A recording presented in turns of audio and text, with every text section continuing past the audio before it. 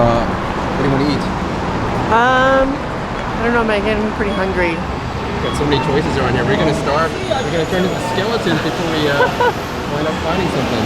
Someone just said she saw me on YouTube. Oh boy. I don't know. Okay, so there's Whoa. Pizza and Poke. poke. What? Chinese noodles. Chinese noodle. I don't know. Consensus. Let's keep walking.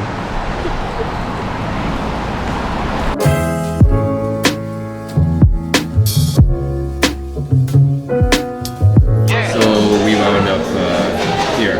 At Chipotle. That's It's not an authentic Mexican, but if I see it as Tex-Mex, it's perfectly fine. Actually, I like Chipotle.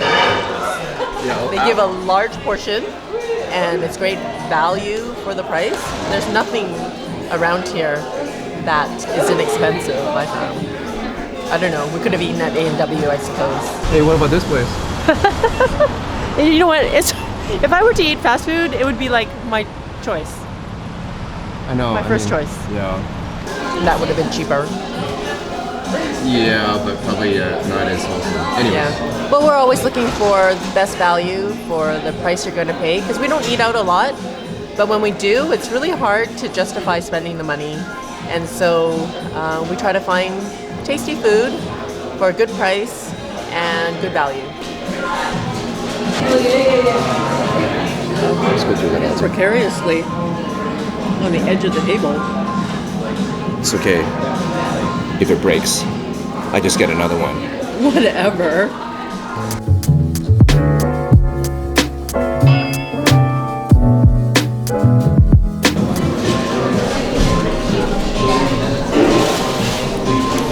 Verdict? Not bad. It's actually pretty good. Yeah, so Similar to what I would make at home. It's not authentic Mexican, but it's fine. so out of 5 or out of 10? What was the rating? It was out of 5. The last restaurant we did? Out of 5, Yeah, so I'll give it a 4. yeah. Good value. It's fast. And it's tasty. Yeah, 4 out of 5. Service is fast, and the likelihood of food poisoning lower, I guess. Then what? Like standalone restaurants? Because this is a chain. So I don't you know. think chains have higher standards? I take You it all better not back. say that. I take that back. All right.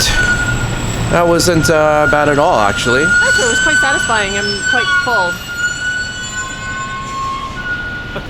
That could have been pretty disastrous because of our usual analysis paralysis Yep. of what to eat. Yep. And then me getting hungry and then can't make a decision. Yeah, and we usually wind up at like A&W or someplace at the food court, but there's lots of choices around here where we are, but based on competing criteria that we also have, which also is a moving target, it could have been a really bad recipe for disaster.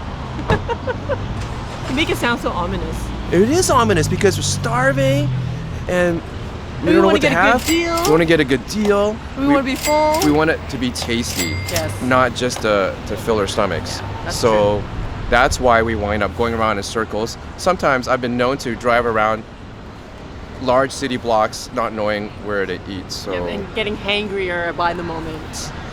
yeah, Just saying. sorry.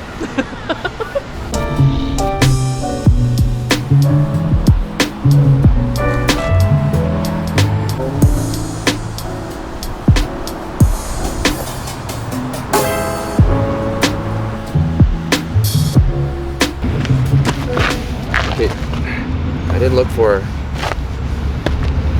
bird turd on the bench, so I'm gonna trust that it's okay. Mission accomplished. We found a place to eat, and Chipotle was it. The most unlikely of places. The last time we've been there was oh no, we've been to the location here in Vancouver once, but it turned out to be all right. Were you expecting it not to be alright? Well, I guess a certain bias, but there's not much in terms of, Mexican choices here. And the Mexican choices we have here it's not like SoCal where it's pretty inexpensive. It's pricey up here for Mexican food if you want authentic. In all the madness, there is a methodology and a strategy in how we arrive at where we eat for takeout and what we order. So there are some takeout tactics. That's what I like to call them anyways. Okay, I guess when we made a lot more money and had more disposable income, we could eat pretty much wherever we wanted and have whatever we wanted. But now that we are more mindful of ordering strategically, being able to feed our family, not wasting so much food and just ordering enough to satisfy us for that meal. If we're ordering enough for leftovers the next day, we also do that strategically. What's going to keep well as leftovers and what's not. Right. And we don't order something that is just large for the sake of large, because it just winds up to be not that nutritious anyways.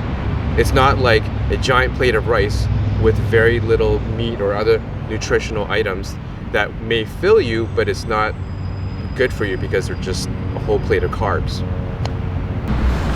This season of life has definitely meant that we can't indiscriminately spend, but you know, it's been really good for us to be mindful and intentional about the decisions that we make in terms of how the money is spent, not just for food, but with everything else. Yeah. Like, are we going to make good use of it? Is it going to have good utility and good durability for the kids when they bring in something? We usually have a rule of when you bring in something into the house, something's got to go, either donated or recyclable. Then do that. But back to food, that is definitely become a point of intentionality for us.